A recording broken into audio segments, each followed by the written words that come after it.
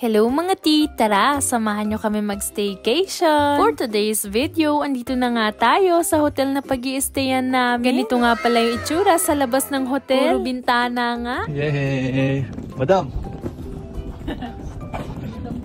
Sobrang excited ko nga. Nakalimutan ko may kasama pala ako. Char! Wow.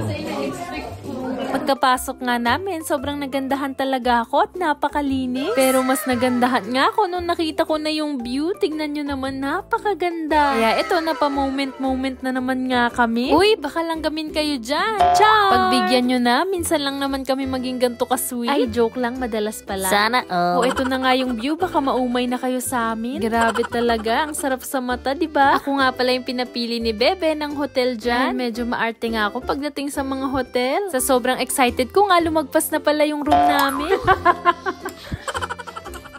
Wow. Wow! Ay, ang ganda! Ang ganda! Wow! Picture pa tayo. Dito pala yung view.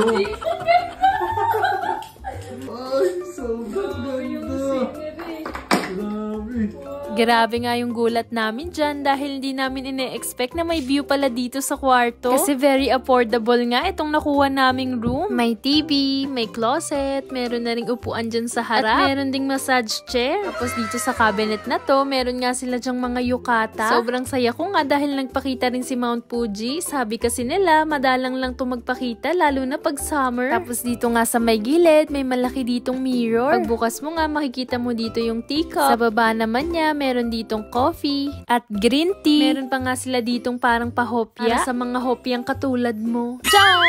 Dito naman sa baba may mga towel at amenities. Dito naman sa next cabinet may mini fridge. O diba walang laman? Mamaya nga pagkatas ko mag-video ilalagay ko yung mga inumin. At habang nagro-room tour nga ako, itong kasama ko may pa-massage na lang sa gilid. Abay sinusulit yung Yasumi niya. Ako naman nandito sa harap ng view kasi napakaganda nga. Maya-maya nga niyaya ko si Bebe na maglakad-lakad kami sa labas para nga mas ma-enjoy namin yung view. Sayang nga dapat pala pinush namin pumunta sa park. Kaso padilim na nga nung mga oras na yan at baka hindi na namin makita si Mount Fuji. Kaya nagpa-picture na lang ako dito sa may gilid. Pagkatapos nga nun, dahil may public onsen, nag-onsen nga kami dyan. Kaya nga dahil bawal mag-video, itong picture na lang yung papakita ko sa inyo. Hanggang dito nga may view pa rin ni Mount Fuji. Pero malit nga lang yung paliguan nila. Yung weather nga tomorrow, sunny na may pagka-cloudy. Dito nga sa Mount Fuji, may 5 lakes nga na nakapaligid dito. Itong lake na malapit nga sa amin, Kawaguchiko yung pangalan. Pagbalik nga ng room, nagpamasahe muna ako dito sa massage chair para mas ma-relax pa tayo. Dahil yung work ko nga, desk work, lagi akong nasa upuan. At nakayuko, kaya ayan, ang sakit nga ng balikat ko palagi. Mabuti na nga lang, ito yung naisipan ni Bebe dahil nakapag-relax nga kaming dalawa. Sa susunod nga, binabalak ko magpa-chiropractor dahil parang need ko na talaga ng adjustment ang mga buto-buto. Hala, signs of aging na ba yarn? Char! Ipapasilip ko nga sa inyo yung view paggabi. Akala ko nga wala ka nang makikita dahil madilim na. Pero tignan nyo nga, napakaganda pa rin kahit nga madilim na. Parang gusto ko nga bumili ng property ng ganyang kaganda. Pero wala pang pambili. Kaya sa ngayon, i-manifest na muna natin. Char! Kakadaldal ko nga, hindi ko napansin na ito si Bebe nagbe-beer at nagpapamasahe na nga. O diba, gamit na gamit yung massaging chair sa amin. Hindi naman halata siguro na sobrang sakit talaga ng katawan namin kakatrabaho. O siya, bago pa matapos to, ito nga pala yung hotel na pinag-stayan namin.